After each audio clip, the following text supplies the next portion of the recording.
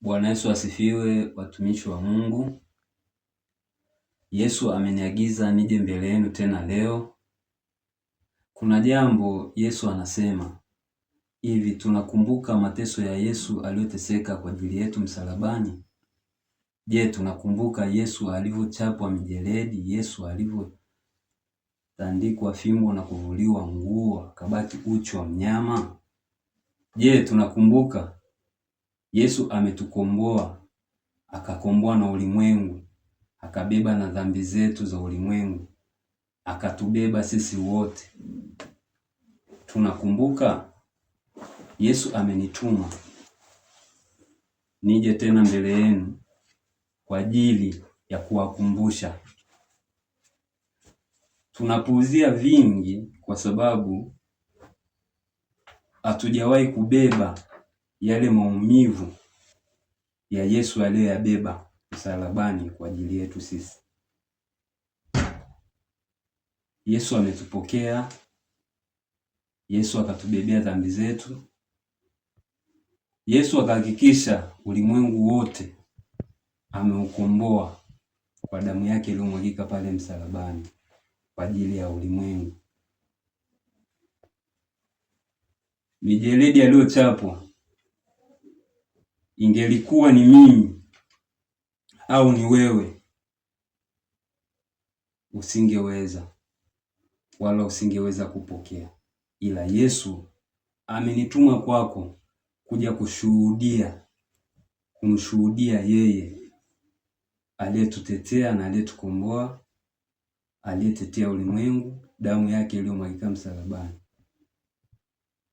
Tukumbuke kwa nini Yesu alichekwa, kwa nini Yesu alichapwa, kwa nini Yesu alivuliwa nguo hadharani, kwa nini Yesu alinyanyaswa, kwa nini Yesu aliitwa mwizi, kwa nini Yesu aliteswa kwa ajili yetu.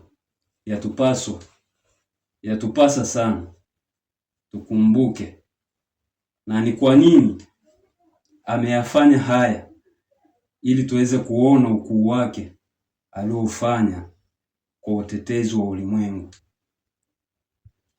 Hebu niambie, leo hii umejifunza nini juu ya huyu Yesu aliyeutetea ulimwengu, aliyechekwa, aliyevuliwa nguo hadharani, aliyeanikwa mbele za watu, aliyeitwa mwizi, aliyeteseka kwa ajili yako? Yatupasa tukumbuke mangapi ametutetea, mangapi ametufanyia shuhuda ambazo hazielezeki, mangapi ametenda kwa ajili yetu. Na kwa nini alikuwa mtetezi wetu? Ni kwa sababu macho yake yaliweza kuona mbali kuliko sisi tunapopaona. Sisi ni binadamu, hata yeye ni binadamu, lakini ni binadamu aliyechaguliwa na Mwenyezi Mungu kwa ajili ya utetezi wa dunia. Lakini je, ingelikuwa wewe, ungeyaweza hayo? Ewe mwana wa Mungu,